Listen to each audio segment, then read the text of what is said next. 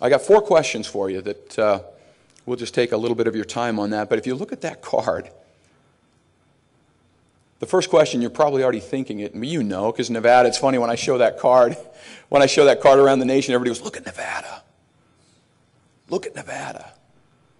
The first question that comes to people's mind that we ask people is why? Why the difference? And it's kind of funny, the answers that come out, actually. When you ask someone, you really want an answer, and you ask them why the difference, it's really amusing, and I'll talk about some of the answers that come out. But here's what's amazing. The promise at statehood, your Enabling Act, our Enabling Act, you guys were Nevada was admitted as a state in 1864. The language of your Enabling Act says the people of the state forever disclaim all right and title, not jurisdiction, but all right and title to the unappropriated public lands. And many people act as if there's a big period right there. That's only half the sentence. The rest of the sentence reads, until title thereto shall have been extinguished, those lands are subject to disposition by the United States.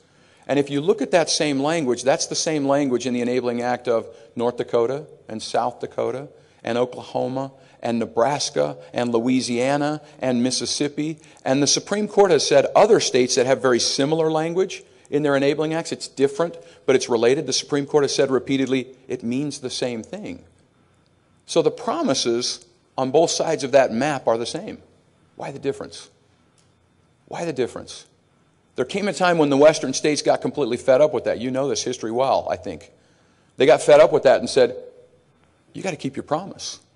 They got together, they banded together and sent resolution after resolution, delegation to Congress and said, why aren't you keeping your promise? We can't tax the land to educate our children. We can't grow our economies and provide good paying jobs, and you're hoarding all of our abundant resources and minerals, right? Does that sound familiar? That was in 1828.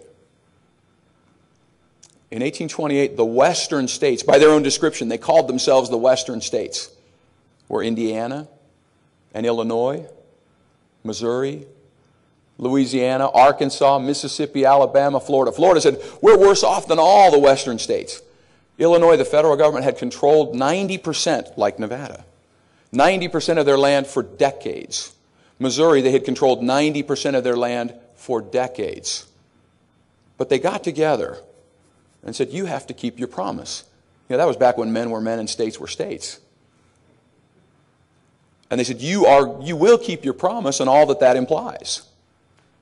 And they did. Look at the map. 3 to 4% federally controlled lands east of Colorado. Why? That's your second why question.